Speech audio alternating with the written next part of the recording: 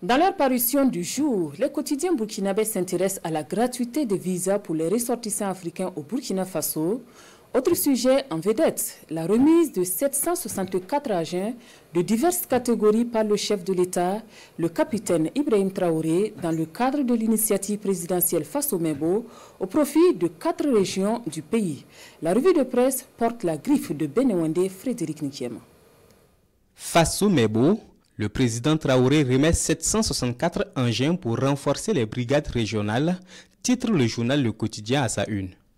Dans ses colonnes, mon confrère précise que le matériel remis comprend notamment des véhicules pick-up 4x4, des machines recycleuses, des bétonnières, des camions grues, bennes et citernes, des projecteurs mobiles ainsi que des niveleuses.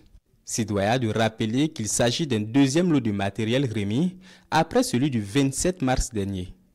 Pour cette dernière acquisition, le journal de tous les Burkinabés fait savoir que ces engins sont destinés aux brigades des régions du Yadga, de Koulsé, du Goulmou et des Bankui. L'initiative présidentielle Faso-Mebo vise à transformer le paysage infrastructurel du Burkina Faso en mettant l'accent sur le désenclavement, l'urbanisation et la modernisation des routes, écrit le journal Le Quotidien. Elle repose sur l'utilisation de matériaux locaux et la mobilisation citoyenne, renchérit mon confrère.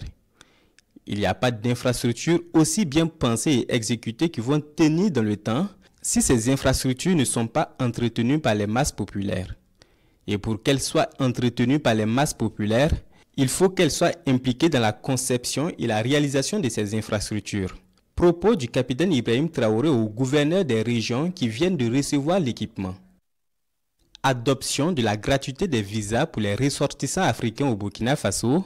Une audacieuse invitation au panafricanisme, écrit mon confrère du journal Le Quotidien dans son édito du jour.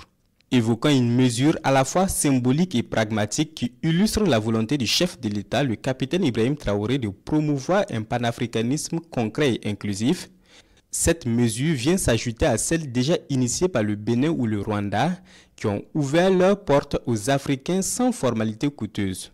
L'Afrique ne saurait se développer sans l'unité et la libre circulation de ses filles et fils, écrit l'éditorialiste du journal Citoyen. Selon mon confrère, cette décision du gouvernement est donc une déclaration forte d'appartenance et d'hospitalité qui prouve qu'aucun Africain n'est étranger au Burkina Faso. Si certains esprits chagrins évoquent un manque à gagner potentiel, selon le journal Le Quotidien, il faut plutôt voir dans cette décision une formidable opportunité de prospection économique.